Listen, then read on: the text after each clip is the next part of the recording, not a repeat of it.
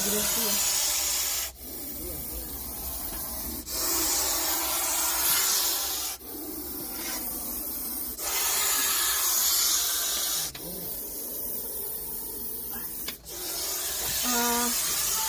तर हे बघा, एका तासामध्ये आम्ही 3 साप रेस्क्यू केले, घोणसच.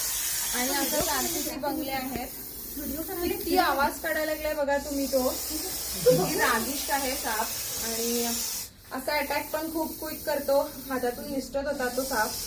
आणि जसे एरिया आहे तर RCC बंगल्यामध्ये आता सकाळपासून तरी 7 रेस्क्यू झालेत घोणसचे.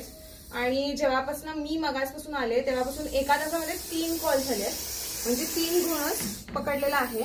तर थोडं सांभाळून राहायला पाहिजे. आणि नागानंतर असं बघायला गेलं तर घोणसाचे खूप कॉल यायला लागलेत.